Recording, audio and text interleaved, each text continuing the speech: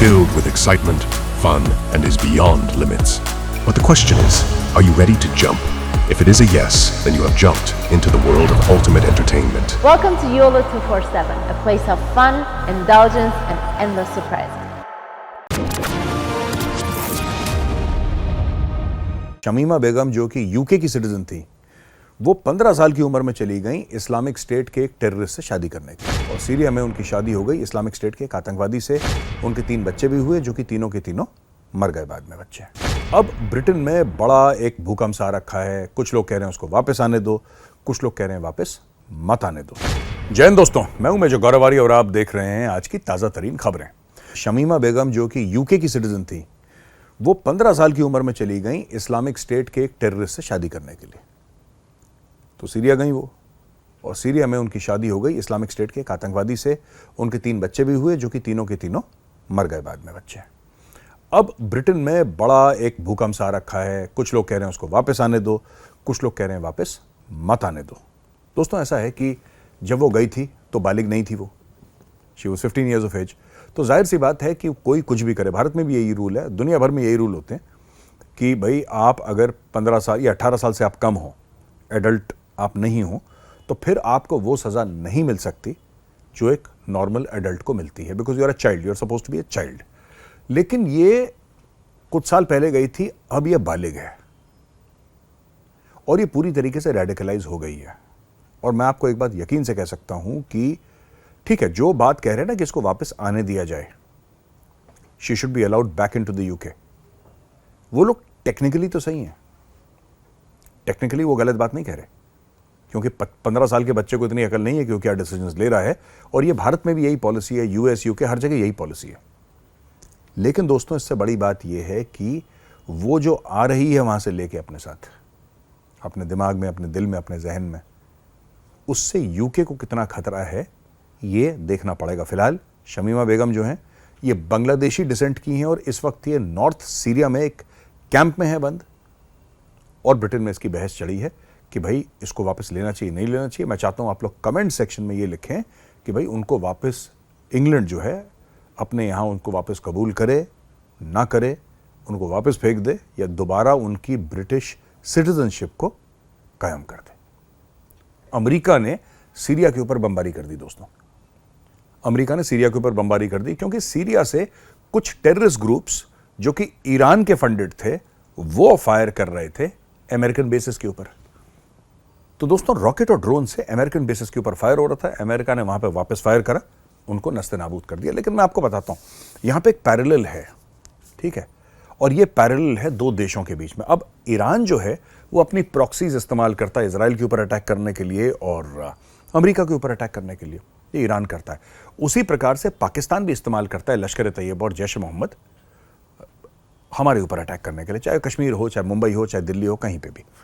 दोस्तों, सोचने वाली ये बात है कि अमेरिका ने भी गलत जगह प्रॉब्लम सॉल्व करी। अमेरिका ने बोला भाई मिसाइल कहां से आ रही है, सीरिया से, ठोको सीरिया में। But that is not the point. उसका हुक्म कौन दे रहा है, उसका पैसा कौन दे रहा है, उसकी ट्रेनिंग कौन दे रहा है, उसका असला बारूद कौन दे रहा है? ईरान। तो जब तक आप ईरान में जाके ये प्रॉब्लम सॉल्व नहीं करेंगे तो ये प्रॉब्लम सॉल्व नहीं होगी। आप सीरिया में बम मारते रहिए, अगले 100 साल तक मारते रहिए, उनको क्या फर्क पड़ रहा है? प्रॉब्लम जहां से शुरू होती है, जो प्रॉब्लम की जड़ है, देखिए, आप मुझसे कहेंगे कि मेजर साहब मेरे सर में दर्द है, मैं आपको सर दर्द की गोली दे दूंगा। लेकिन जब आप डॉक्टर के पास जाएंगे, डॉक्टर आपका पूरा चेकअप करेगा और डॉक्टर चेकअप करके ये बताएगा कि वो सर दर्द है वो किसकी वजह से है। आपको टेंशन है, आपको कोई स्ट्रेस है, या फिर आपको सर्दी जुकाम हो रखा है, या आपको वायरल हो गया है। 50 कारण हो सकते हैं आपके सर दर्द के, तो डॉक्टर जड़ में जाके उसका इलाज करेगा। मुझ जैसे लोग आपको गोली पकड़ा देंगे जिससे सर दर्द तो उस वक्त दूर हो जाएगा, लेकिन समस्या वहीं की वहीं रहेगी। 4 घंटे बाद फिर से सर में दर्द शुरू हो जाएगा। तो दोस्तों, यही जैसे डॉक्टर जड़ से इलाज करता है ना, जरूरी है कि ईरान और पाकिस्तान की भी जड़ से इलाज करा जाए। अब उदाहरण के लिए, हम लोग एंटी टेरर ऑपरेशंस करते हैं कश्मीर में, ठीक है जी। कश्मीर में हमने इतने आतंकवादी मार दिए, चलिए सर्जिकल स्ट्राइक करी, पाकिस्तान में इतने आतंकवादी मार दिए, कभी बालाकोट की स्ट्राइक करी, जवाबी कार्रवाई, ये कर दिया, वो कर दिया। लेकिन ये सारी जो समस्या की जड़ है वो पाकिस्तान है। जब तक आप पाकिस्तान के अंदर जाके इनके गलियों में, मोहल्लों में, इनके शहरों में, इनके गांव में ऑपरेशंस नहीं करेंगे, तब तक कुछ नहीं होने वाला। ये कश्मीर और दुनिया भर में जो आतंकवाद फैलाता है पाकिस्तान, ये वैसा ही रहेगा, कभी ज्यादा हो जाएगा, कभी कम। लेकिन आज की तारीख में कम क्यों है ये? क्यों है? सोचिए, आज ही मारे गए ना 5 लश्कर तैयबा के आतंकवादी, मारे गए कि नहीं? तो दोस्तों ये है क्या? ये एब एंड फ्लो करता है। इसके 2 कारण हैं। पहली चीज तो ये कि हमारी जो ग्रिड है वो कितनी मजबूत है, और दूसरी चीज पाकिस्तान के पास कितने पैसे हैं इस पर खर्च करने के लिए। ये 2-3 फैक्टर्स हैं इसके। तो इसलिए बहुत हमें जरूरी है कि तवज्जो जो है अपनी वो देखें ईरान और पाकिस्तान की ओर, अगर यहां पे हमें आतंकवाद खत्म करना है। अच्छा, लेकिन दोस्तों सबसे बड़ी खबर जो है, सबसे बड़ी खबर, 8 पूर्व सैनिक, naval officers of the Indian navy, उनको एक कतरी कोर्ट ने सजाए मौत सुना दी है। ये सबसे बड़ी खबर है दोस्तों।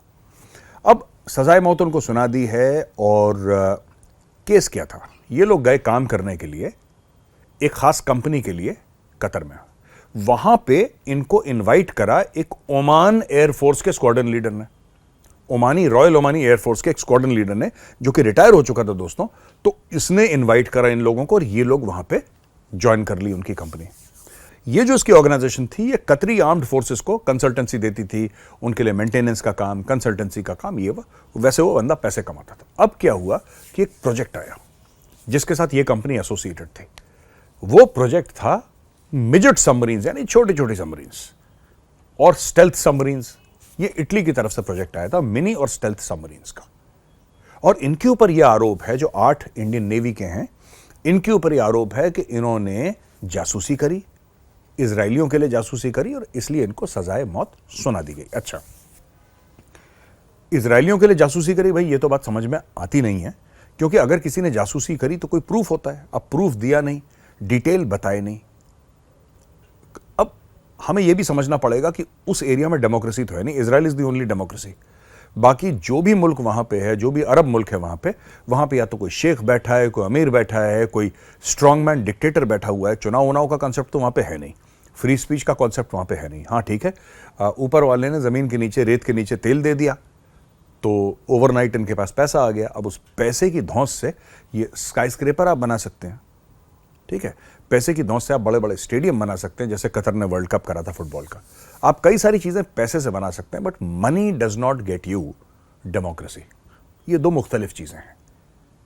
तो अब भारत की तरफ से भारत ने कंडेम करा है, भारत ने बोला यार क्या बकवास चल रही है, और भारत ने फिर अपने जो हमारे वेटरन्स हैं उनको वापस लाने की पूरी मुहिम में भारत लग गया। अच्छा, एक साइन भी है हमारी, एक अग्रीमेंट है कतर के साथ। अग्रीमेंट ये कहती है कि अगर कोई भारतीय कोई जुल्म करते हुए पाया जाता है, कोई जुर्म करते हुए पाया जाता है कतर में, और उसको सजा होती है, तो कतर उसको वापस भेजेगा भारत, और भारत में उसकी बाकी सजा पूरी होगी। तो अब देखते हैं आगे क्या स्टोरी है, क्योंकि वहां पे top most levels, and I can assure you, मैं आपको ये यकीन दिला सकता हूं कि प्राइम मिनिस्टर से लेकर फॉरेन अफेयर्स मिनिस्टर हैं हमारे, जयशंकर साहब हैं, अजीत डोवाल साहब हैं जो कि NSA हैं, ये सब इसमें अब पड़े हुए हैं। तो मुझे पूरी उम्मीद है कि जल्दी से जल्दी हमारे वेटरन्स वापस आ जाएंगे।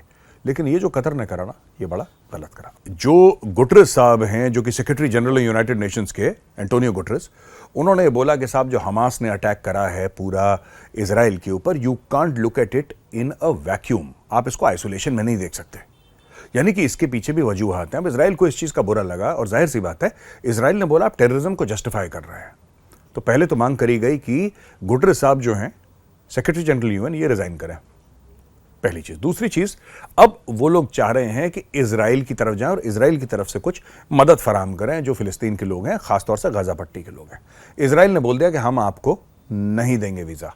तो इजराइल ने साफ मुंह पे मना कर दिया। तो उन्होंने फिर पूछा, और ये खींचातानी चली है। एक दिन उन्होंने पूछा कि आप कैसे मना कर सकते हैं, तो इजराइल ने बोला मना क्या कर सकते हैं, हमने आपको मना कर दिया है, अब हम आपको वीजा नहीं देंगे। ये वीडियो देखने के लिए दोस्तों बहुत बहुत धन्यवाद। मैं मंडे को फिर हाजिर हूंगा एक नए वीडियो के साथ। तब तक के लिए जय हिंद।